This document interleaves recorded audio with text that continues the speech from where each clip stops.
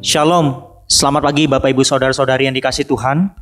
Sungguh bersyukur oleh karena anugerah Tuhan kita boleh menikmati pagi hari yang indah ini Bapak Ibu Saudara. Mari kita mempersiapkan hati kita mengarahkan pikiran, jiwa kita kepada Allah yang hidup, Allah yang kudus. Kita mau bersama-sama memuji Dia, sebab Dia adalah Allah yang begitu besar.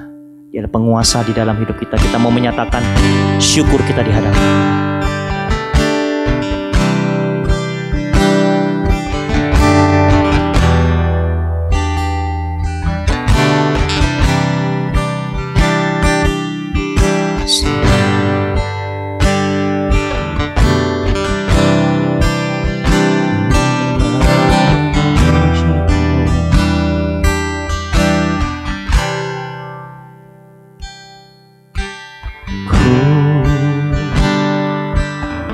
Bersyukur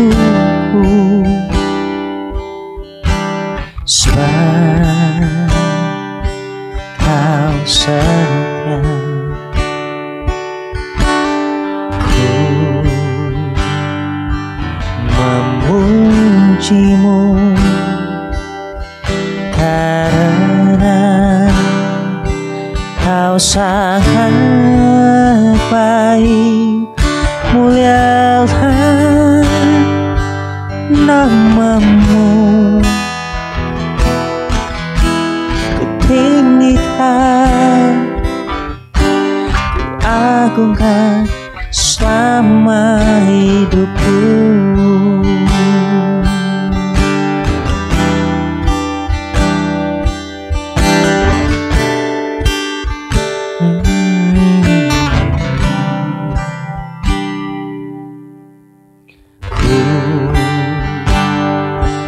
Bersyukur sebab Kau setia, ku memuji-Mu karena Kau sangat baik. Mulialah nama-Mu, tinggikan, kuagungkan selama hidupku.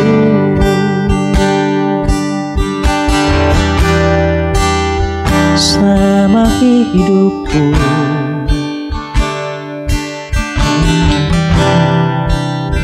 selama hidupku,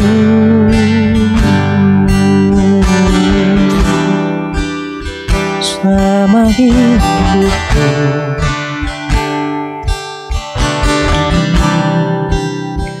Kudus, kuduslah, kuduslah Tuhan Allah semesta alam. Kudus, kuduslah, kuduslah Tuhan, surga bumi menyembah-Mu. Kudus, kuduslah, kuduslah Tuhan Allah semesta alam. Kudus, kuduslah, kuduslah Tuhan, surga bumi menyembah-Mu. Surga bumi menyembah-Mu, surga bumi menyembah-Mu.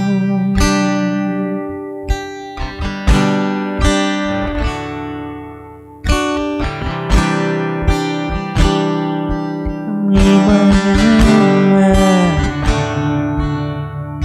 Tuhan. Seumur hidupku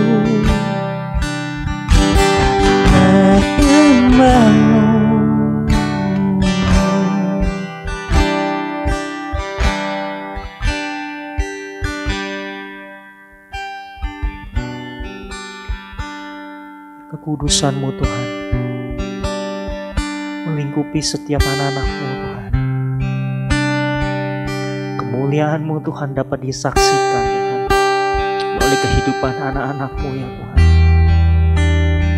Sehingga dunia ini akhirnya menyadari Tuhan bahwa hanya Engkau satu-satunya Allah yang hidup Tuhan. Hanya Engkaulah Allah yang sesungguhnya ya Tuhan. Yang lain tidak bisa lakukan apa yang seperti yang sudah Engkau lakukan ya Tuhan. Di hari ini ya Tuhan, biarlah kiranya Tuhan hati yang tunduk, hati yang rindu, yang kagum kepada Engkau itu terus ada Tuhan di dalam hati kami Tuhan. Kami terus bawa dalam kehidupan kami. Rasa syukur itu biarlah kiranya terus mengalir di dalam perkataan maupun perbuatan kami ya Tuhan. Makasih Tuhan. Sebentar kami akan bersama-sama Tuhan untuk mendengarkan suara hati-Mu Tuhan, firman-Mu. Biarlah Engkau yang berbicara Tuhan melalui hamba-Mu ini Tuhan. Pakai hamba-Mu ini ya Tuhan. Urapi setiap lidah bibirnya dengan kuat kuasa daripada-Mu Tuhan. Bukakanlah hati, pikiran kami ya Tuhan, telinga rohani kami Tuhan, sehingga kami dapat dibuat memahami firman dan isi hati-Mu dan dimampukan untuk melakukannya. Terima kasih ya Tuhan. Hanya di dalam nama Tuhan Yesus Kristus, Tuhan dan Juru Selamat kami yang hidup, kami telah berdoa. Mari setiap kita yang percaya kita katakan, amin. Selamat pagi Bapak Ibu Saudara-saudara yang dikasihi Tuhan. Puji syukur Tuhan berikan kita kesempatan sekali lagi untuk kita bersama-sama mendengarkan suara hati-Nya bagi setiap kita. Mari kita buka hati kita Bapak Ibu Saudara. Biarkan kiranya pada saat hari ini Roh Kudus bekerja di tengah-tengah setiap kita. Saudara, saya akan bacakan bagian firman Tuhan yang terambil dari Matius 7 ayat yang ke-13 hingga yang ke-14 bagi setiap kita Bapak Ibu Saudara. Ini adalah bagian firman Tuhan yang mendasari perenungan kita pada pagi hari ini Saudara. Matius 7 ayat yang ke-13 hingga yang ke-14, demikianlah firman Tuhan berkata, "Masuklah melalui pintu yang sesak itu, karena lebarlah pintu dan luaslah jalan yang menuju kepada kebinasaan, dan banyak orang yang masuk melaluinya. Karena sesaklah pintu dan sempitlah jalan yang menuju kepada kehidupan, dan sedikit orang yang mendapatinya." Bapak Ibu Saudara, mungkin sebagian besar di antara kita sudah pernah mendengar bagian firman Tuhan ini, bahkan lagu ini pun pernah ada di lagu sekolah minggu ya Saudara ya, mengenai dua jalan ya Saudara. Namun di dalam sebuah kekristenan ya Bapak Ibu Saudara, saya percaya ketika kita mengikut Yesus, jalannya tentu tidak mudah ya Saudara. Karena firman Tuhan sendiri mengatakan bahwa ketika kita mengikut Yesus Saudara, kita harus menyangkal diri kita. Makanya kita harus memikul salib kita dan kita harus mengikut Yesus Saudara. Saya percaya Saudara, kita pun sampai saat hari ini terus berjuang untuk bersama-sama kita mengikut Yesus. Terus diubahkan untuk semakin serupa dengan Kristus Saudara. Namun di dalam perjalanan itu Saudara, kadang kita mengalami sebuah kegelinciran, terjatuhan Saudara. Tetapi kembali lagi Saudara, ketika kita melihat kepada kasih Kristus, itulah yang menjadi kekuatan bagi setiap kita. Saudara, saya pernah di dalam satu kelas Saudara, ketika saya di seminari Saudara, saya melihat ada satu cuplikan video. Saya ambil salah satu adegan saja Saudara dari sebuah video ini. Jadi waktu itu diadakan sebuah simulasi Saudara. Di dalam simulasi itu Saudara, di dalam sebuah seminar Saudara, jadi ada banyak orang itu yang di situ disetting sebenarnya ya. Cuman hanya ada satu orang yang benar-benar dia datang ke seminar itu cuma mau mendengar. Jadi yang benernya itu cuma satu orang Saudara. Jadi di situ di riset, dibuat sebuah simulasi. Lalu kemudian pembicara masuk Saudara, dan ketika pembicara itu masuk Saudara, pembicara itu menyampaikan materinya, tapi materinya itu ngalur ngidul Saudara. lompat dari satu bagian ke bagian yang lain, saudara. Pokoknya ngasal-ngasal lah, seperti itu. Kurang lebih seperti itu ya. Dari apa yang ingin ditampilkan oleh adegan simulasi ini, saudara. Sehingga orang yang sungguh-sungguh itu, yang mau dengar seminar itu juga bingung. Ini orang mau ngomongnya apa sih? Dan sebagaimana terlihat dari raut mukanya dan berusaha untuk memahami dari apa yang disampaikan oleh pembicara ini. Akan tetapi ketika terus pembicara itu menyampaikan, tiba-tiba semua orang di sekitar dia, saudara, dia berdiri lalu tepuk tangan, saudara. Padahal itu ceritanya yang disampaikan materinya, saudara, itu ngalur ngidul. Itu kayak nggak jelas, saudara. Lantas dia bingung kan, kenapa ini orang ini, kenapa semuanya pada berdiri seperti itu ya. Dan akhirnya, saudara, orang ini pun juga akhirnya ikut-ikutan berdiri. Dan ini bukan hanya dia aja. Lalu beberapa orang selanjutnya, saudara, begitu banyak yang ketika melihat, mengikuti simulasi ini, dia ngerasa mungkin nggak enak ya, saudara, karena semua orang itu pada berdiri dan tepuk tangan, dan dia juga melakukannya. Saudara, dari sini, saudara, apa sih moral yang ingin disampaikan dari simulasi ini, saudara? Moral dari simulasi ini cuma hanya ingin menyampaikan bahwa begini, saudara. Manusia itu memiliki kecenderungan mengikuti mayoritas, saudara. Manusia mengikuti kecenderungan banyak orang, saudara. Dan ketika kita mengaitkan dengan bagian firman Tuhan yang tadi kita baca, saudara, dikatakan orang itu banyak yang lebih memilih jalan yang lebar dan yang luas. Tentu kesimpulannya lebih mudah masuk ke jalan yang lebar. Apalagi orang itu ketika sudah enak jalannya, dia melihat sekitarnya mereka mengikuti di jalan tersebut, saudara. Sudah pasti orang tersebut itu mungkin ngerasa, wah, dia pun juga di jalan yang tersebut. Dia juga ikut itu. Dan sebagainya, saudara. Dan akhirnya lambat laun dia mengikuti, saudara. Karena dia lihat lingkungan sekitar, dia mengikuti, saudara. Karena jalannya lebar dan luas, berarti mudah. Lalu karena juga kecenderungan orang itu mengikuti banyak orang mayoritas, saudara. Tentu tantangannya jadi lebih sulit, saudara, untuk memilih jalan yang sempit itu, saudara. Saudara, mungkin tokoh yang saya ingin gambarkan juga salah satunya, saudara, di dalam firman Tuhan itu adalah Nuh, saudara. Ketika itu keadaan zaman itu begitu kacau, orang melakukan kekerasan demi kekerasan, saudara. Begitu rusak, korup sekali moralnya, saudara. Tetapi di situ Nuh mendapatkan kasih karunia dari Tuhan, saudara. Selama kurang lebih 100 tahun, saudara. Ketika Tuhan memberitahukan bahwa akan ada datangnya air bah, saudara. Saya percaya Nuh itu telah memberitakan kebenaran. Karena di dalam bagian firman Tuhan saya pernah lihat, saudara, di Perjanjian Baru, Nuh si pemberita kebenaran, saudara. Dia terus memberitakan kebenaran. Padahal jalan yang dia pilih itu, saudara, tidak mudah. Karena sekeliling dia, saudara, berbeda haluannya, saudara. Tetapi dia terus setia, saudara. Saudara, ini melambangkan apa sih, saudara? Melambangkan, sebenarnya kalau saya melihat, ini melambangkan kesabaran Tuhan. Tuhan itu sabar menantikan orang-orang untuk bertobat melalui Nuh ini. Sampai akhirnya, udah waktunya Nuh itu masuk beserta dengan keluarganya, saudara. Dan pintu bahtera itu ditutup sama tangan Tuhan, saudara. Bukan oleh Nuh dan istri dan anak mantunya, saudara. Tetapi tangan Tuhan menutup bahtera itu dengan tangannya sendiri. Ini artinya apa, saudara? Ini melambangkan sebuah anugerah, Tuhan. Ketika anugerah itu masih ada, saudara, berarti pertobatan itu Tuhan begitu mengharapkan orang-orang bertobat. Tetapi ketika pintu anugerah itu sudah tertutup, maka sudah tidak ada kesempatan. Ketika air hujan itu turun pada waktunya, saudara, mungkin orang-orang di sekitar mereka ngerasa, aduh enak ya, tadi panas sekali, sekarang hujan, aduh bisa tidur.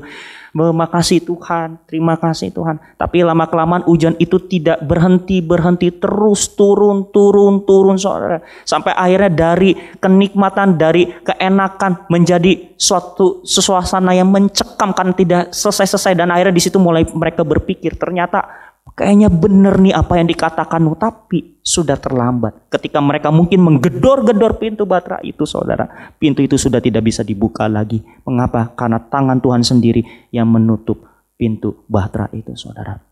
Saudara, di dalam dunia ini, saudara, kita punya dua pilihan. Saudara mau ikut jalan Tuhan atau jalan dunia ini, saudara. Tentu jalan Tuhan itu tidak populer. Jalan Tuhan itu nggak banyak orang yang mau ngambil, saudara. Karena harus berkorban, bahkan kehilangan segala materi, investasi, bahkan hal-hal yang ada di dalam dunia ini, saudara. Tetapi penderitaan yang kita alami, saudara, kalau kita mengikuti Yesus sungguh-sungguh, saudara, itu tidak sebanding dengan upah yang nanti kita terima saat nanti kita kembali ke rumah Bapa di surga, saudara. Tetapi kalau kita memilih saat ini, kita mengikuti kebanyakan orang saat hari ini, saudara, yang jelas-jelas itu bukan yang Tuhan mau, saudara. Saudara memilih itu karena ada rasa takut, saudara. Saudara mau menukarkan iman itu, saudara, dengan itu semua, saudara. Maka satu saat nanti, saudara akan kehilangan hal yang paling berharga bersama dengan Tuhan. Terpisah bersama dengan Tuhan sepanjang masa, saudara. Terpisah.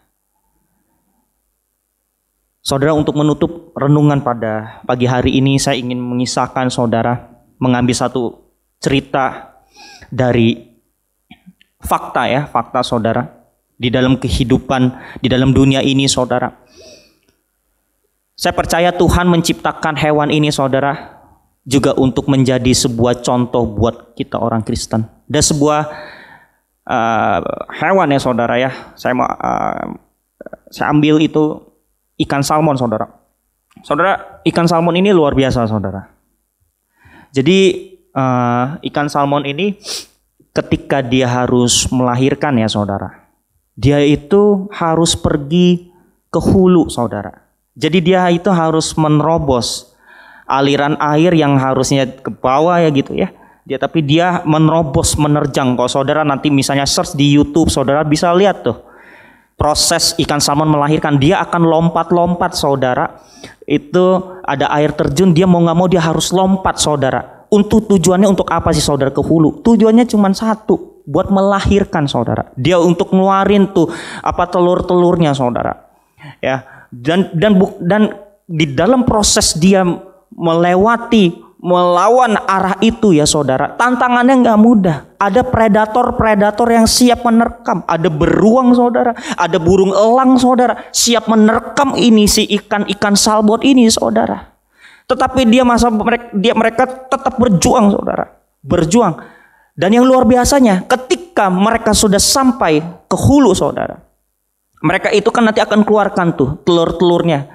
Kalau tidak salah, saudara, dia bisa sehari itu sekali dia menelurkan, saudara, dia mengeluarkan itu ada 5.000 telur, saudara, yang dikeluarkan, saudara.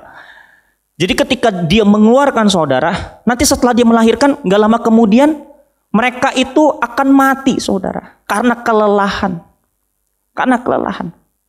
Tetapi proses apa yang ia jalanin ini tidak sia-sia, saudara. Kenapa? Karena dari pengorbanannya ini nanti akan ada binatang-binatang yang memakannya. Serangga-serangga akan memakan si salmon betina ini, saudara. Dan nanti ketika telur itu menetas, saudara, anak-anaknya itu akan bisa melangsungkan generasi selanjutnya karena dia akan makan serangga-serangga yang sudah memakan tubuh ibunya. Jadi ternyata dari pengorbanan ini, saudara, itu bukanlah sebuah pengorbanan yang sia-sia, tetapi ada maksud ke depannya. Sehingga kematian pengorbanan dari ibu-ibunya mereka ini ya, saudara ya, itu adalah untuk menjamin kelangsungan generasi salmon yang berikutnya, saudara. Saudara, seharusnya orang Kristen seperti ini, saudara. Melawan arah, saudara. Melawan arah maksudnya gimana, saudara? Kau firman Tuhan jelas mengatakan A, tapi dunia B, saudara. Lawan saja, saudara. Lawan arah. Kenapa? Karena memang itulah jalan hidup panggilan kita, saudara. Dan firman Tuhan mengatakan, kita dikaruniakan bukan saja untuk percaya kepada Kristus, melainkan juga untuk menderita untuk Dia. Filipi 1 ayat 29, saudara. Saudara ingin mengambil jalan Tuhan tetapi yang sempit dan yang tidak populer itu, atau mengambil jalan yang lebar yang begitu banyak orang masuk ke sana tetapi ujungnya kebinasaan, saudara. Mari kita renungkan bagian firman Tuhan ini. Jika Tuhan sudah membukakan kebenaran, saudara, tapi sekalipun orang-orang yang mengambil hal ini begitu sedikit, saudara, nggak usah takut, saudara. Jalan aja. Ambil keputusan itu, saudara. Walaupun nanti saudara akan kesulitan, mungkin nanti susah bekerja, saudara. Nanti saudara susah untuk melakukan aktivitas kemana-mana, saudara. Tapi ingat, Tuhan Yesus menyertai setiap umat pilihannya senantiasa sampai dia datang untuk yang kedua kali. Amin. Mari kita berdoa. Bapa kami dalam kerajaan surga, hari ini kami sungguh bersyukur Tuhan untuk bagian firman Tuhan yang sudah kami dengar ini. Biarlah kiranya Tuhan, Engkaulah Allah yang boleh menaruh firman-Mu dalam hati kami. Kami tidak hanya menjadi seorang pendengar, tapi kami menjadi seorang pelaku firman Tuhan. Hamba-Mu ini sudah menyampaikan kebenaran-Mu, Tuhan. Dan selebihnya biarlah kiranya Engkau yang berbicara secara pribadi kepada setiap jemaat maupun pemirsa yang sedang menyaksikan saat hari ini di YouTube. Biarlah Tuhan Allah yang berbicara mengetuk pintu hati setiap orang-orang yang menyaksikan renungan firman Tuhan pada pagi hari ini. Terima kasih ya Tuhan. Di dalam nama Tuhan Yesus Kristus, Tuhan dan Juru Selamat kami hidup, kami berdoa. Amin. Mari saudara, saat ini kita sama-sama akan kita bawa beberapa doa, saudara. Yang pertama, saya rindu kita mengucap syukur. Mari kita bawa hidup kita bawa segenap keluarga kita, saudara. Kalau Tuhan masih memberikan waktu yang ada saat ini, kita masih bisa beribadah, kita masih bisa bersama-sama melayani Tuhan, kita bisa mengikuti Tuhan, itu semua karena anugerahnya. Mari kita buka suara, kita berdoa. Tuhan, saat hari ini Tuhan, hamba bersyukur Tuhan untuk kebaikan dan kemurahan-Mu Tuhan. Tuhan berikan, biarlah Tuhan hamba-Mu ini terus boleh setia Tuhan mengikuti Engkau Tuhan, sampai akhirnya Tuhan. Hamba bersyukur untuk keluarga Tuhan yang Tuhan juga masih berikan kesehatan, kekuatan, penjagaan, pemeliharaan Tuhan atas mereka Tuhan. Dan bersyukur Tuhan untuk kasih karunia yang daripada-Mu Tuhan untuk menjalani juga pelayanan yang ada ya Tuhan. Biarlah kiranya Tuhan hamba-Mu ini Tuhan terus ya Tuhan melakukan apa yang menjadi kehendak-Mu, dan hamba bersyukur semua ini bisa hamba-Mu lakukan oleh karena anugerah dan kasih karunia-Mu Tuhan. Tolong hamba-Mu ini ya Tuhan, terus berjalan Tuhan, di dalam jalan-Mu Tuhan. Terima kasih Tuhan, dalam nama Yesus. Dan yang kedua, mari kita berdoa untuk setiap anak-anak Tuhan, setiap kita yang sudah membulatkan tekad, Tuhan saya mau sungguh-sungguh ikut Engkau Tuhan. Saya mau benar-benar cinta sama Engkau Tuhan. Yang sudah benar-benar mau sungguh-sungguh ikut Dia. Mari kita minta kekuatan daripada Tuhan. Dari Tuhan, biar Tuhan yang menjadi sumber kekuatan dan pengharapan kita. Kita tidak menggantungkan harapan kita kepada hal di luar Yesus, saudara. Bahkan juru selamat palsu, saudara, yang begitu banyak di luar sana, saudara. Kita tidak menggantungkan kepada hal-hal tersebut, tetapi hanya kepada Yesus Kristus. Mari kita berdoa.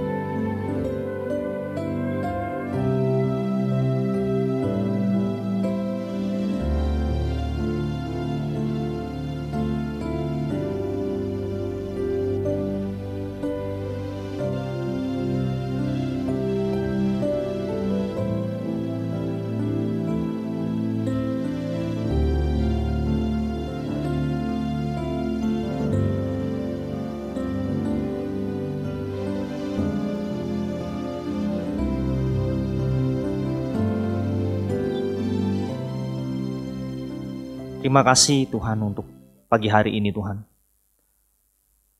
Bapa hamba berdoa Tuhan, biarlah kiranya pekerjaan-Mu terus dikerjakan di hari-hari ini. Kami terus menjaga kekudusan hidup kami. Kami terus memiliki hati ya Tuhan, untuk menantikan saatnya Yesus anak-Mu akan datang untuk yang kedua kali ya Tuhan. Kuatkan setiap kami ya Tuhan. Biarlah gereja-Mu Tuhan, bahkan setiap gereja yang ada di muka bumi ini, anak-anak Tuhan yang ada ya Tuhan, boleh terus setia ikut Engkau Tuhan. Terus menjadikan Engkau sebagai satu-satunya Tuhan di dalam kehidupan kami. Terima kasih Tuhan.